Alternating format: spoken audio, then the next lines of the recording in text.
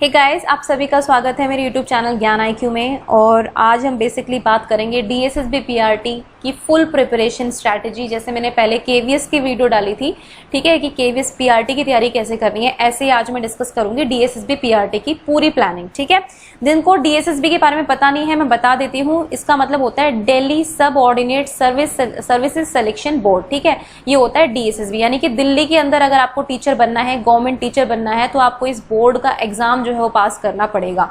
ठीक है, और दिल्ली में एक चीज और बता दूं कि सभी लोगों के लिए ओपन चांसेस होते हैं, कोई रिजर्वेशन यहाँ पर नहीं होता, कोटा नहीं होता, मतलब स्टेट कोटा कोई नहीं होता। ओबीसी का कोटा होता है यहाँ पे, जो सिर्फ दिल्ली निवासियों के लिए होता है। अदरवाइज सब लोग चले, भले ही वो SC STs हो या फिर जनरल हो, वो सभी सेम है। मतलब यहाँ पर कोई 15% या 85% का कोटा नहीं है जो अदर स्टेट्स में होता है। ठीक है, तो कोई भी यहाँ पे कम्पीट कर सकता है, खुला है।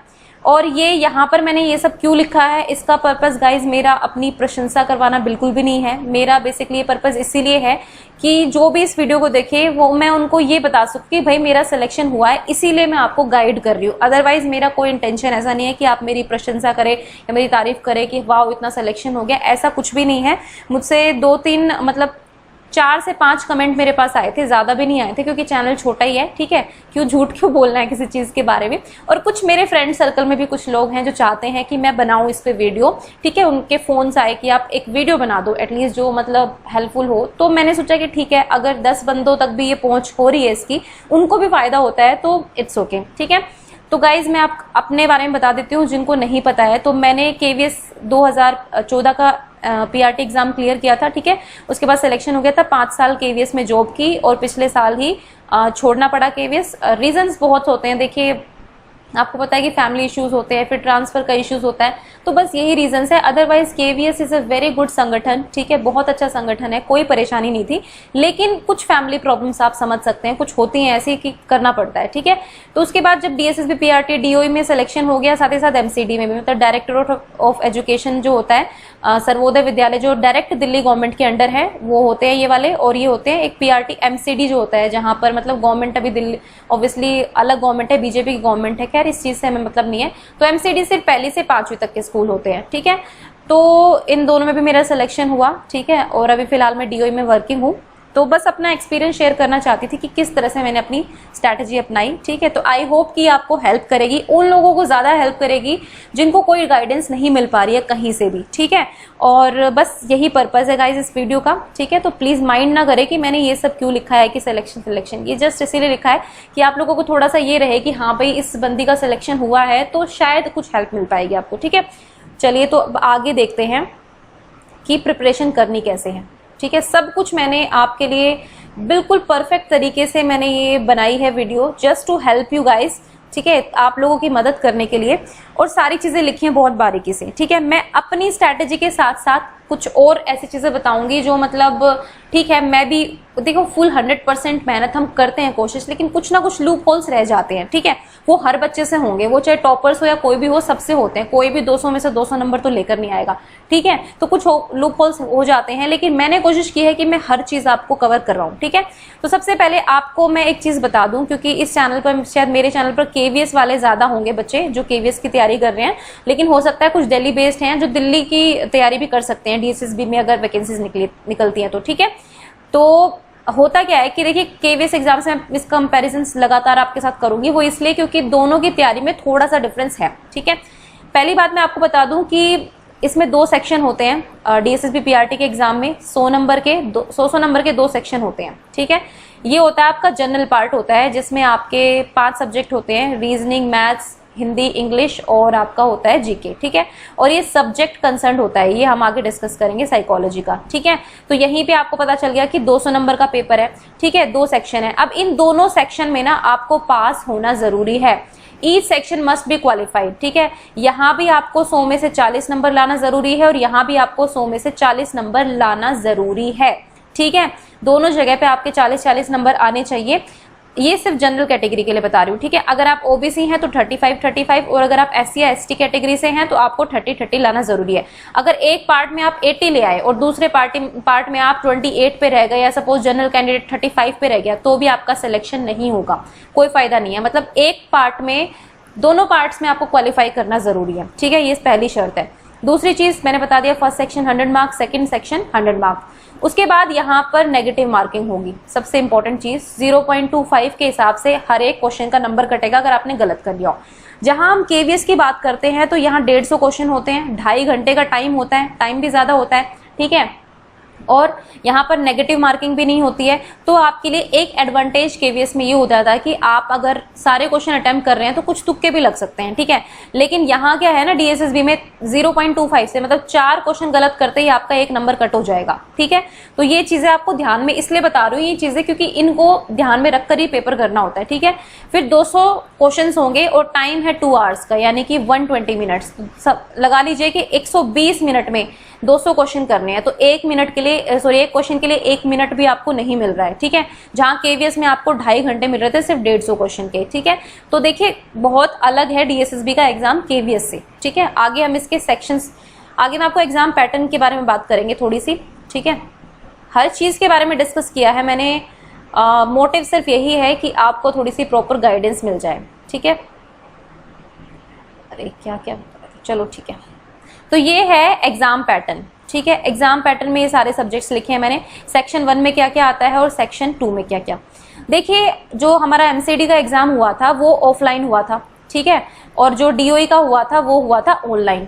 लेकिन अब आप मानकर चलिए कि आपके सारे एग्जाम्स जो हैं वो ऑनलाइन होंगे, क्योंकि डीएसएसबी सारे एग्जाम्स जो हैं वो ऑनलाइन करा रहा है, ठीक है। और ऑनलाइन का पैटर्न ऑफलाइन से बिल्कुल अलग है, तो हम ऑनलाइन को लेकर चलते हैं, क्योंकि ऑनलाइन जो है ना वही एग्जाम होंगे अब आपके, ठीक है। क्योंकि ऑब्वियसली डीएसएसबी ने भी ठेका दे दिया है किसी एक कंपनी को कि आप कंडक्ट कराओ सारे एग्जाम्स, ठीक है, तो वैसे ही होना है। तो यहाँ पर हो क्या रहा है कि ऑनलाइन एग्जाम्स में कि 20-20 नंबर के सेक्शंस आएंगे, सारा मतलब पूरा पेपर जो है 20-20 नंबर में डिवाइडेड होगा, ठीक है। हालांकि ये सेक्शन 1 ही रहेगा, इसके नंबर 100 में से आपको कंबाइन, मतलब आपको अलग से पास होना जरूरी है। जब आपका रिजल्ट आता है ना तो इसमें से अलग शो होता है और इसमें अलग शो होता है 100 में से, ठीक है। तो लेकिन होंगे सारे 20, ये 100 नंबर भी जो होंगे ना साइकोलॉजी वाले, ये भी आपके 20-20 के सेक्शन में डिवाइडेड होंगे। अब हुआ क्या है ऑनलाइन एग्जाम में कि 20 नंबर का सेक्शन, आपने पहला सेक्शन आपके सामने जो भी आया आपको वो अटेम्प्ट करना पड़ेगा, और इसको क्लोज करने के बाद जब आपने 20 को सबमिट कर दिया, भले आपने इसमें 2 क्वेश्चन करे, 3 क्वेश्चन करे, जो भी, एक बार सबमिट होने के बाद आप वापस इस पर नहीं जा सकते। सबसे बड़ा डिसएडवांटेज ये रहा था डीओई के एग्जाम्स का, यानी कि डीएसएसबी के एग्जाम्स का, आप वापस नहीं जा पा रहे थे सेक्शन में, ठीक है। तो बहुत सोच समझ के करना पड़ रहा था गाइज, क्योंकि मैं अपना एक्सपीरियंस बताऊं तो मेरा मैथ्स अच्छा है लेकिन बहुत लेंदी था, तो मैंने खुद मैथ्स के सिर्फ 12 क्वेश्चंस अटेम्प्ट किए थे, जस्ट बिकॉज कि मुझे ये था कि मुझे आगे साइको और ये सारी चीजें भी हैंडल करनी है, टाइम लग रहा था वहां मैथ्स में, ठीक है। तो वो एक स्ट्रैटेजी आपको बनानी पड़ेगी कि आपको कैसे वो टाइम मैनेजमेंट करना है वहां पर ऑनलाइन एग्जाम में, ठीक है।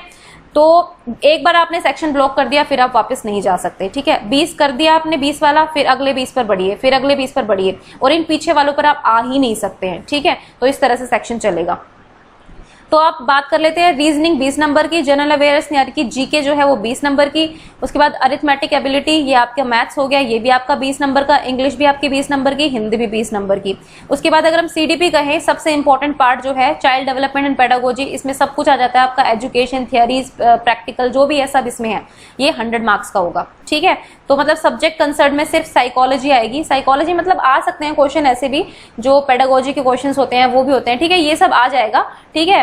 तो ये आपका होगा 100 मार्क्स का। इसमें आपसे थोड़े बहुत साइंस के क्वेश्चंस भी पूछे जा सकते हैं, थोड़े जीके के भी कुछ भी डाल सकते हैं। देखिए कोई भी कॉम्पिटिटिव एग्जाम होता है ना, आउट ऑफ सिलेबस आप उसमें कुछ बोल ही नहीं सकते उनको, क्योंकि वो उससे रिलेटेड कोई ऐसी चीज लेके आ सकते हैं मे बी आपने ना पढ़ी हो, ठीक है। इसका मतलब ये नहीं होता कि वो आउट ऑफ सिलेबस है। तो आप एक बड़ा पर्सपेक्टिव, ब्रॉडर पर्सपेक्टिव लेकर चलिए दिमाग में, ठीक है।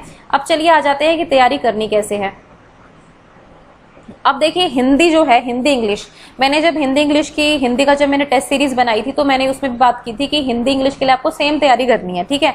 अगर आप केवीएस के लिए पढ़ रहे हैं या आप DSSB के लिए पढ़ रहे हैं, दोनों की तैयारी बिल्कुल सेम है हिंदी और इंग्लिश में। दोनों में 20-20 नंबर की हिंदी और 20 नंबर की इंग्लिश आती है, ठीक है। और वही है, हिंदी ग्रामर है, इंग्लिश ग्रामर है, हिंदी वोकैब है, इंग्लिश वोकैब है, ठीक है। ये सब आपको करना है। तो सेम है जैसा मैंने केवीएस की वीडियो में आपको एक्सप्लेन किया था, सेम है। प्रीवियस ईयर के क्वेश्चन पेपर्स उठा लीजिए, ठीक है, इंग्लिश के उठा लीजिए और हिंदी के, दोनों के उठा लीजिए, ठीक है। केवीएस और डीएसएसबी के प्रीवियस ईयर के क्वेश्चन, या कोई और एग्जाम भी आता है, ठीक है, जैसे दिल्ली पुलिस या इनमें, अगर इनमें भी कुछ आता है हिंदी का, तो वो उठा सकते हैं आप, ठीक है। कोई भी एक छोटी सी बुक भी खरीद सकते हैं। तो क्वेश्चन पेपर उठा लीजिए, देख लीजिए, एक पर्यायवाची शब्द मिलेगा, एक मुहावरा मिलेगा, एक वर्तनी मिलेगी, एक वाक्य मिलेगा, इस टाइप के क्वेश्चन आने, और ज्यादा कुछ आना है नहीं, ठीक है। तो ये सब चीजें कि आपको रोट मेमोराइजेशन करना ही पड़ेगा, रटना पड़ेगा सब कुछ, ठीक है। 4 से 5 बार जो है चीजें पढ़ लेंगे सारी एक बार, तो बिल्कुल दिमाग में बैठ जाएगा। दोनों में यही करना है, ठीक है। फिर हम आते हैं बुक्स पर। तो हिंदी की जो है अरिहंत की किताब मैंने पढ़ी थी, ठीक है। मैंने, ऐसा नहीं था कि मुझे किसी ने बताई थी, मैंने जस्ट बुक डिपो पे इसको सर्च किया, तो मैंने 2-4 किताबें देखी थी, कुछ थी और आर गुप्ता की भी थी एक, लेकिन मेरे को अरिहंत थोड़ी ठीक लगी। हालांकि इसमें भी काफी गलतियां हैं क्वेश्चंस में, मतलब एक्सप्लेनेशन सही है, मतलब अगर आप समास कुछ भी पढ़ना चाहते हैं वो तो अच्छा दिया हुआ है, लेकिन जब क्वेश्चंस कराए गए हैं पीछे थोड़े बहुत एरर्स हैं, थोड़े बहुत है, मामूली जो होते ही हैं, ठीक है। पूरी परफेक्ट तो कोई किताब होती नहीं है, पर मुझे अच्छी लगी है किताब अरिहंत की, तो ये आप पढ़ सकते हैं। उसके बाद आप खुद टेस्ट सीरीज करिए, यूट्यूब पर अवेलेबल है या फिर किसी वेबसाइट्स पर अवेलेबल होती हैं टेस्ट सीरीज वगैरह, जो भी है टेस्ट सीरीज को सोल्व कीजिए, क्वेश्चंस प्रीवियस ईयर के क्वेश्चंस पेपर को खुद सोल्व करने की कोशिश कीजिए, आपकी काफी अच्छी वोकैब और ग्रामर हो जाएगी, ठीक है। अब आते हैं इंग्लिश पर। तो पैरामाउंट की बुक मैंने बताई थी, मैंने फॉलो की थी, पैरामाउंट ही फॉलो की थी। फ्रैंकली स्पीकिंग मैंने सिर्फ पैरामाउंट फॉलो की थी, क्योंकि मेरे पास थी ये बुक्स अवेलेबल, तो मैंने यही पढ़ी थी। वोकैब की इसकी अलग है, फिर इसकी जनरल ग्रामर की अलग है, तो वो प्लिंथ टू पैरामाउंट करके आती है, ठीक है। तो आप वो कर सकते हैं। अगर आपके पास कोई और बुक्स है अच्छी इंग्लिश की, तो आप भी देख सकते हैं। एक एसएससी के लिए आती है प्रिपरेशन के लिए, I don't remember the exact name of that author, but ये एसएससी के लिए आती है, ठीक है। तो वो आप ले सकते हैं, क्योंकि एसएससी की भी इंग्लिश ग्रामर ही होती है। फिर देखिए ये प्रैक्टिस सेट्स होते हैं, प्रैक्टिस क्वेश्चंस होते हैं, ये बहुत हेल्प करते हैं, ठीक है। मतलब मैंने पता नहीं कहाँ से नेट से ढूंढ के प्रैक्टिस सेट खूब सॉल्व किए थे, मतलब कम से कम 4 से 5 बार रिवीजन ली थी पैरामाउंट की, 4 से 5 बार रिवीजन ली थी अरिहंत की। फिर वहां पर केवीएस में, जब मैं ऑलरेडी तब स्कूल थे मेरे, केवीएस में थी तब, उस टाइम पे जब मैं प्रिपरेशन कर रही थी, तो एक सर थे हमारे हिंदी के, उनसे बुक्स लेती थी कभी, ठीक है। कभी इंग्लिश वाले टीचर्स से बुक्स पूछती थी कि हाँ कौन सी बुक्स हैं, क्या है, तो सभी ये कहते थे कि प्रैक्टिस सेट करो, ठीक है। फिर ऐसे कोई 10th की किताब मिल गई मुझे, 9th की किताब मिल गई कोई बच्चों की, ऐसे प्रैक्टिस सेट की कोई किसी को भी उठा लेती थी, ठीक है। वो आप पर डिपेंड करता है आपका जो रीच है वो कहाँ तक का है, ठीक है। तो प्रैक्टिस सेट या टेस्ट सीरीज जो होती हैं आप उनको सोल्व करें, ठीक है। ज्यादा देखिए बुक्स में मैं नहीं कहूंगी कि हिंदी की आप 4-5 किताबें खरीद लीजिए सबको पढ़िए, ज्यादा कुछ नहीं होता है, सेम ही होता है सब में, ग्रामर तो सेम ही होगी ना, उसको आप बदलेंगे कहाँ से, ठीक है। तो ये चीज आपको करनी है, ओके। तो Hindi English I think clear हो गया होगा। और एक चीज और बता दूं कि हिंदी में 20 में से जो है 18-19 तो बहुत आराम से स्कोर किए जा सकते हैं, अगर आपने ये किताब भी एक बार अच्छी तरह से रट ली तो, ठीक है। अब इंग्लिश की बात आती है, तो इंग्लिश में ना कभी वोकैब बहुत मुश्किल आ जाती है, ग्रामर तो ऑब्वियसली सेम ही रहती है, ग्रामर में ज्यादा फर्क नहीं आता है, लेकिन जो वोकैब पार्ट है ना इंग्लिश का, वो थोड़ा सा डिफिकल्ट आ जाता है। हो सकता है किसी के सेट में कुछ ऐसे क्वेश्चंस आ जाएं, मतलब ऐसे एडियम्स आ जाएं या ऐसे सिनोनिम्स एंटोनिम्स आ जाएं जो आपने कभी सुने ना हो, तो फिर दिक्कत हो जाती है, ठीक है। तो इंग्लिश में एवरेज स्कोरिंग इतनी ही रहती है, तो 12 से 15 अगर आप स्कोर कर रहे हैं तो आप बेटर कर रहे हैं, ठीक है। लेकिन हिंदी में आप 18 to 19 स्कोर कर लेते हैं तो वो अच्छा स्कोर माना जाता है, okay. So I think I am clear to all of you with Hindi and English, okay. Now comes to reasoning. तो रीजनिंग की जब हम बात करते हैं तो देखिए ये भी सेम ही होते हैं, लेकिन डीएसएसबी के जो ऑनलाइन एग्जाम्स हुए हैं ना, ऑनलाइन एग्जाम्स, इनकी रीजनिंग कुछ अलग तरीके की है, मतलब एक ही पैटर्न फॉलो हुआ है, वही एक सर्कल में बहुत सारे लोग बैठे हैं, वो उसके दाएं हैं, वो उसके बाएं हैं, इस टाइप के टॉपिक्स हैं। फिर एक फिगर है, फिर एक ट्राइंगल कितने हैं, रेक्टेंगल कितने हैं, ये सर्च करने वाले क्वेश्चंस है, फिगर्स वाले क्वेश्चंस है। तो डीएसएसबी के ऑनलाइन एग्जाम आप जरूर देखें, ठीक है। वो आप देखेंगे ना जितना, मतलब मैं तो कहूंगी कि आप इन ऑनलाइन एग्जाम्स को उठा लो, चाहे वो टीजीटी के हैं, चाहे वो पीजीटी के हैं, चाहे वो पीआरटी के हैं, इनको उठाओ। रीजनिंग के सेम ही है ऑलमोस्ट, मतलब मेरे को कोई डिफरेंस ज्यादा नजर नहीं आया, तो लेवल सेम लगा मुझे, ठीक है। क्योंकि मैं खुद अभी पीजीटी की तैयारी कर रही हूँ और साथ साथ, ठीक है, तो मैं इन्हीं के एग्जाम्स को उठाती हूँ, ऑनलाइन एग्जाम्स की प्रैक्टिस करती हूँ बस, और ज्यादा कुछ नहीं करती हूँ, ठीक है। तो आप यही प्रैक्टिस कर लीजिए, ठीक है। अगर आपको रीजनिंग, देखिए एक चीज होती है, अगर आपका बेस कैसा है, ठीक है, अगर आपका बेस रीजनिंग में अच्छा नहीं है तो मैं कहूंगी कि आप यूट्यूब पे वीडियोज सर्च करें, ठीक है। वीडियोज में वाईफाई स्टडी है, वो भी रीजनिंग कराते हैं, ठीक है। स्टडी IQ एक बहुत अच्छा चैनल है, स्टडी IQ को मैं doctor Gaurav Garg and Prashant Dhawan sir की काफी फैन हूँ, मतलब उनकी टेक्निक की, उनके तरीकों की, ठीक है। तो आप वहां से वीडियोस देख सकते हैं। रीजनिंग है वहां पर, खैर ये गौरव गर्ग सर और प्रशांत धवन सर तो नहीं कराते हैं, बट रीजनिंग और टीचर्स कराते हैं। तो आप यूट्यूब पे बहुत सारी वीडियोस हैं, आपको जिसका पढ़ाना अच्छा लगे ना आप वहां से देखिए, ठीक है। तो जिसका आपको समझ में आए कि हाँ भाई ये बंदा सही करा रहा है, बंदी सही करा रही है, उसका देखिए। कोई ऐसा तो है नहीं कि आपको स्टिक हो जाना एक पर ही, ठीक है। और फ्री ऑफ कॉस्ट है, तो जाइए फ्री ऑफ कॉस्ट। कोई रीजनिंग का प्रीमियम लेने की जरूरत नहीं है, पैसे खर्च करने की कोई जरूरत नहीं है, आपको वैसे ही बहुत सारे टीचर्स मिल जाएंगे रीजनिंग वाले, ठीक है। और मैं कहूंगी कि DSSB के ऑनलाइन क्वेश्चंस आप जरूर करें, ठीक है। हो सकेगा तो मैं भी शायद स्टार्ट कर दूं रीजनिंग सोल्व करवाना DSSB ऑनलाइन एग्जाम्स की, बट गाइस टाइम की थोड़ी सी कमी रहती है, ओके। उसके बाद practice question at least 3-4 days in a week, ठीक है। तो 3 से 4 दिन आप प्रैक्टिस कीजिए हफ्ते में, रीजनिंग को दीजिए कम से कम आधा, नहीं तो 45 मिनट्स दीजिए, कम से कम आधा घंटा दीजिए, ठीक है। 3 से 4 दिन दीजिए। और कोई भी बुक ले लीजिए प्रैक्टिस की, मार्केट में बहुत सारी अवेलेबल होती है, जो आपको अच्छी लगे, जो आपके सिलेबस से मैच कर रही हो। DSSB के एक बार पेपर देख लेना, उसमें से कौन कौन से एग्जाम, किस किस टाइप के एग्जाम्स है, और जिस भी बुक में आपको ये एग्जाम्स मिले, एक बार बुक खड़े हो जाओ, घर से निकलो थोड़ा सा, ठीक है। अब तो कोरोना नॉर्मल हो गया, मास्क पहनो, जाओ थोड़ा सा बुक सर्च करो और उसको लेकर आओ घर, ठीक है। तो ये सब आप कर सकते हैं रीजनिंग के लिए। अब आते हैं हम जनरल अवेयरनेस पर। तो मैं कहूंगी कि ये तो आप कभी भी 100% तैयार नहीं कर सकते जिंदगी में। मतलब जीके तो ऐसी चीज है ना कि कितना ही पढ़ लो, कितना ही पढ़ लो, पता नहीं आपकी किस्मत में कौन सा, मतलब आप एक बास्केट लेके खड़े हो और वो 20 क्वेश्चन कौन से हैं आपको नहीं पता चलेगा। हो सकता है आपने कुछ टॉपिक मिस कर दिया हो। तो मेरी स्ट्रैटेजी जीके में क्या थी, देखिए मैं ना दृष्टि की बुक्स पढ़ती थी, ठीक है। दृष्टि पब्लिकेशन की IAS की होती है, मंथली मैगजीन्स आती हैं। मतलब मैं अपने इंटरेस्ट की वजह से पढ़ती थी, क्योंकि मेरा सब्जेक्ट पोल साइंस है, तो मुझे इंटरेस्ट आता था थोड़ा सा, तो ये मंथली मैगजीन्स थी, तो इनको पढ़ लेती थी मैं। तो इसमें दृष्टि की मैगजीन्स में लास्ट में कुछ पोर्शन होता था, कभी पॉलिटी का पोर्शन होता था, कभी ज्योग्राफी का होता था, तो कभी इकोनॉमिक्स का पोर्शन दिया होता था, मतलब जिस्ट दिया होता था इन्होंने। तो ये दृष्टि की मतलब 1 से 1.5 साल मैंने फॉलो किए ये बुक्स, तो मैंने उसका वो पोर्शन ही पढ़ा, तो जीके ऑलमोस्ट मेरी ठीक हो गई थी उससे, ठीक है। और दृष्टि आप नहीं पढ़, वैसे ये बहुत मुश्किल आपके लिए पढ़ना इन सब चीजों के साथ, ठीक है। वो तो मेरा सब्जेक्ट भी था दृष्टि, मतलब मैं थोड़ा पढ़ती रहती थी UGC नेट वगैरह के लिए भी, तो इसलिए मैं इनको फॉलो करती थी। आपके लिए जरूरी नहीं है, ठीक है। आप एक काम कीजिए, आप NCERT को पढ़िए, कम से कम 6 to 8 तो आप पढ़िए ही पढ़िए, ठीक है। उसमें काफी बेसिक नॉलेज है, DSSB में क्वेश्चन आते हैं NCERT से, ठीक है। NCERT पढ़ लीजिए, हिस्ट्री की बेसिकली पढ़ लीजिए, ज्योग्राफी की पढ़ लीजिए, और आपकी पोल साइंस की पढ़ लीजिए, ठीक है। वो है। फिर साइंस अगर आपको नहीं, आपकी अच्छी नहीं है, तो आप साइंस की भी बुक्स पढ़ सकते हैं NCERT की। फिर करंट अफेयर, यहाँ पर ऑनलाइन एग्जाम में 3 से 4, कभी कभी 3 से 4 क्वेश्चन आ जाते हैं, कभी 5 से 7 क्वेश्चन आ रहे हैं। तो हर एग्जाम में वेरिएशन है, पता नहीं चलेगा कब करंट का क्वेश्चन आ रहा है, कब क्या आ रहा है, ठीक है। तो करंट अफेयर तो आप यूट्यूब से कर सकते हैं, अगर आप करना चाहते हैं। डेली बेस पे कर लीजिए, चाहे वीकली बेस पे कर लीजिए, ज्यादा लंबा मत करिएगा कि मंथली बेस पे कर रहे हैं, ऐसा मत कीजिएगा, ठीक है। तो ये करंट अफेयर मैं भी करा रही हूँ, आप चाहे तो वहां से देख सकते हैं प्लेलिस्ट से, ठीक है। उसके बाद है स्टैटिक जीके। स्टैटिक जीके भी जो है वो यूट्यूब पे, जैसे कि नेशनल पार्क्स हो गए या फिर न्यूक्लियर पावर प्लांट्स हो गए, ऐसी चीजें हैं जो डायरेक्ट आपको बुक में किसी में भी नहीं मिलेगी, क्योंकि चेंज होती रहती हैं चीजें, ठीक है। तो ये स्टैटिक जीके जो है, मेरे भी चैनल पर कुछ वीडियोज आपको मिल जाएंगी, हो सकता है वो आपको हेल्प करे, तो इस टाइप की चीजें भी आप कर लीजिए। फिर सामान्य ज्ञान की एक दृष्टि पब्लिकेशन की बुक आती है, जो सिर्फ सामान्य ज्ञान की आती है, जनरल नॉलेज की आती है, ठीक है। वो SSC WSSC इन सब एग्जाम्स के लिए होती है, तो आप वो पढ़ लीजिए। देखिए मैं लूसेंट इसलिए नहीं कह रही हूँ कि लूसेंट ना मतलब मेरे को ठीक सी नहीं लगी, मतलब मेरे को ऐसा लगा कि मतलब बहुत ही बोरिंग सी बुक है, पढ़ने में भी मजा नहीं आता, और मुझे मतलब आई डोंट नो, मुझे अच्छी नहीं लगी लूशन। तो अगर आप लूशन को फॉलो कर रहे हैं तो कर लीजिए, मतलब ठीक है, आप करना चाहते हैं तो कर सकते हैं, ऐसी कोई बात नहीं है। लेकिन मैं अपनी तरफ से राय दूंगी, दृष्टि की देख लीजिए, और कोई और बुक अगर आपको समझ में आए तो वो कर लीजिए। ज्यादा जीके पर ध्यान मत दीजिएगा, क्योंकि जीके आप जितना पढ़ेंगे उतना ज्यादा होता चला जाएगा, वास्ट है बहुत और टाइम कंज्यूमिंग बहुत है, और 20 नंबर का आना है यहाँ पर, ठीक है। तो कोशिश कर लीजिए 10 to 12 नंबर भी अगर आपके आ गए ना तो काफी बेनिफिट हो जाएगा। जीके में नंबर आते नहीं है वैसे, ठीक है, इतना मैं आपको बता रही हूँ। और मैं अपने बता देती हूँ मेरे कितने आए थे जीके में। जनरल अवेयरनेस में मुझे 15 मार्क्स मिले थे MCD के PRT एग्जाम में, ठीक है। वो क्यों मिले थे, क्योंकि दृष्टि की इतनी बुक्स पढ़ चुकी थी 1.5 साल से, उसमें पीछे सेक्शन वेक्शन मतलब काफी रट्टा लग चुका था।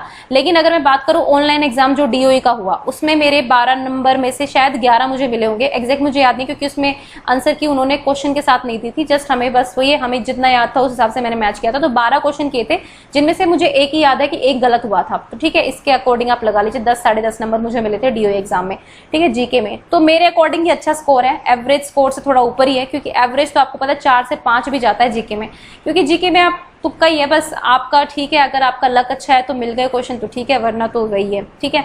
हाँ, करंट के क्वेश्चन थे मेरे में, 4-5 क्वेश्चन थे, तो करंट अफेयर मेरा काफ़ी अच्छा था, तो उस वजह से मेरे को थोड़ा बेनिफिट मिल गया था, ठीक है। तो ये होगी आपकी जीके की बात। जीके के लिए अगर आप ऑलरेडी कोई बुक फॉलो कर रहे हैं तो आप उसको फॉलो कीजिए। मैं ऐसा नहीं कहूंगी कि सिर्फ मेरी बताई हुई बुक फॉलो कीजिए, देखिए कुछ अपनी भी समझ का यूज कीजिए, ठीक है। हमेशा दूसरों पर डिपेंडेंट रहना मत सीखिए। आपको लग रहा है कि ये कंटेंट अच्छा है, आपके पेपर के अकॉर्डिंग है, तो फॉलो कीजिए उसको, ठीक है। अब आते हैं मैथ्स की बारी पर। तो एनसीईआरटी की बुक्स हैं 6 to 10th क्लास की। अगर आपका बेस क्लियर नहीं है, सबसे पहले अपना बेस क्लियर कीजिए 6 to 10th की एनसीईआरटी करके, ठीक है। 6 to 8 तो आपकी बेस बनाएंगी अच्छा। 9-10 थोड़ा हाई लेवल है, इसमें मेंसुरेशन हो गया, ट्रिग्नोमेट्री होगी, ये सारी चीज आपको करनी पड़ेगी, ठीक है। लाइंस एंड एंगल्स वगैरह जो भी है। उसके बाद शॉर्ट ट्रिक्स आनी चाहिए आपको मैथ्स की, जैसे सीआई हो गया, एसआई हो गया, एपीजीपी की सीरीज हो गई, ठीक है। उसके बाद और टॉपिक्स अगर मैं कहूँ तो प्रॉफिट लॉस हो गया, इन रेशियो प्रोपोर्शन हो गया, परसेंटेज हो गया, ये बहुत सारे कॉमन टॉपिक्स हैं। एल्जेब्रा हो गया जो डीएसएसबी में लगातार पूछे जाते हैं। केवीएस से एक लेवल अप है डीएसएसबी मैथ्स के मामले में, ये मैं आपको बता रही हूँ अपने एक्सपीरियंस पर। केवीएस में आपसे 10 तक का मैथ पूछा जाता है, आपने ये कर लिया, आपका केवीएस में काफी अच्छा स्कोर कर लेंगे। लेकिन डीएसएसबी जो है ना, उसमें 10th लेवल का मैथ्स से काम नहीं चलेगा। यहाँ पर एसएससी पैटर्न है डीएसएसबी में, ठीक है। आपको मतलब शॉर्ट ट्रिक्स आनी चाहिए। क्वेश्चन ऐसा आ जाएगा जो आपने 10th या 9th में देखा नहीं होगा कहीं भी, लेकिन टॉपिक्स वही रहते हैं। मेंसुरेशन हो गया, सीआई, एसआई, ये सब टॉपिक सेम रहते हैं, लेकिन लेवल जो है ना वो एसएससी लेवल है डीएसएसबी का। ये इसलिए बता रही हूँ क्योंकि डीएसएसबी का मैथ्स का लेवल थोड़ा हाई है अकॉर्डिंग टू मी, ठीक है। पीआरटी का इतना नहीं है मतलब, लेकिन पीजीटी और टीजीटी का तो काफी हाई है। मतलब पीजीटी का तो मैंने खुद देखा काफी हाई है, मतलब हाई मैं क्या कहूंगी, बहुत टाइम कंज्यूमिंग है।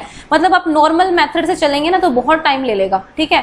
लेकिन आपको शॉर्ट ट्रिक्स लर्नी पड़ेगी। ये जो ए प्लस बी का फार्मूला था, ए प्लस बी की होल स्क्वायर, ए स्क्वायर माइनस बी स्क्वायर, तो इस टाइप के फॉर्मूले पे भी बहुत क्वेश्चन आए हैं। तो ऑनलाइन एग्जाम के जो पेपर हैं उनको सर्च कर लीजिए, ठीक है। प्रीवियस ईयर के जितने भी पेपर्स हैं डीएसएसबी के एक बार देख लेना, पीआरटी एग्जाम का हो गया या फिर टीजीटी पीजीटी, ठीक है। आपको पता चल जाएगा लेवल क्या है। लेकिन केवीएस से ऊपर है लेवल, तो ऊपर की थोड़ी तैयारी करनी पड़ेगी। फिर आते हैं हम बुक्स पर। तो पैरामाउंट की बुक थी मेरे पास, तो मैंने पैरामाउंट फॉलो की है। एक्चुअली ये मेरी एक फ्रेंड ने कोचिंग ली थी पैरामाउंट से एसएससी के लिए, ठीक है। She is sub inspector in CISF, तो उसने ली थी, तो उससे ये बुक्स जो है मैंने ली थी, ठीक है। पैरामाउंट की बुक्स जो थी तो मेरे पास था, तो मैंने सोचा जो मटेरियल है उसी का यूज करो। वरना एक बुक आती है राकेश यादव सर की है, ये मैथमेटिक्स की है, ये आप देख सकते हैं, ठीक है। और मेरा जो बेस्ट सोर्स मैं कहूंगी वो है यूट्यूब। देखिए मेरा मैथ्स जो मैं कहूंगी बेसिक बहुत अच्छा है मेरा मैथ्स का, मेरा मैथ्स से बैकग्राउंड था, 12th में मैथ्स था मेरे पास, तो मैथ्स मेरा अच्छा है। लेकिन प्रॉब्लम पता है क्या है, प्रॉब्लम आती है यहाँ ट्रिक्स पर। आपको ट्रिक्स नहीं आती है, फिर आपको टाइप्स ऑफ क्वेश्चन नहीं पता होते। 10th तक का मैथ या 12th तक के मैथ में इस टाइप की नहीं होता ना, जो कंपटीशन लेवल पे आता है। तो इसलिए मैंने इन चैनल्स को फॉलो किया था। आप चाहते हैं तो फॉलो कर सकते हैं, अगर आप नहीं चाहते तो आपकी मर्जी है, ठीक है। अभी ना मैथ्स सर का मैथ्स है, काफी अच्छा कराते हैं, लेकिन थोड़ा सा लेवल हाई है।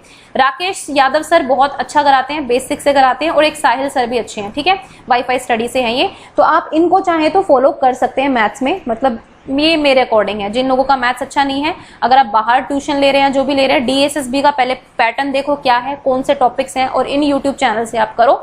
या फिर बेसिक मैथ्स की क्लासेस जो है मैं भी दे रही हूँ।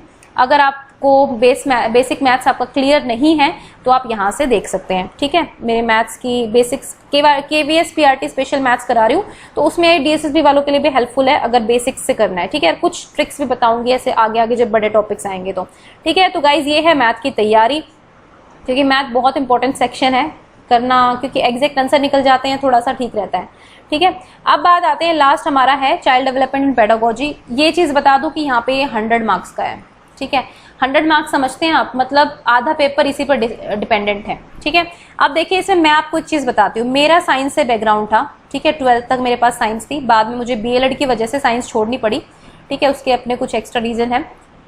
तो साइंस बैकग्राउंड वालों के लिए बेनिफिट है फर्स्ट पेपर में, मैथ्स अच्छा हो जाता है, रीजनिंग अच्छी होती है, ठीक है। थोड़ी सी इंग्लिश भी बेटर होती है, तो साइंस बैकग्राउंड वालों के लिए फर्स्ट में बेनिफिट है। जो साइंस बैकग्राउंड वाला बच्चा ये 100 नंबर पेडागोजी कर रहा है, अगर ऑब्वियसली इंटेलिजेंट बच्चा है, उसने अच्छे से पढ़ा है, डाइट में या बीएलएड में जो भी किया है, तो वो यहाँ भी अच्छा स्कोर कर जाएगा। लेकिन जो आर्ट्स वाले बच्चे हैं, ठीक है, जिनका मैथ्स अच्छा नहीं होता, जो मतलब बेसिकली ह्यूमैनिटीज वाले सब्जेक्ट्स पढ़ते हैं, बुरा मत मानेगा, मैं एक रियलिटी बता रही हूँ आपको, ठीक है।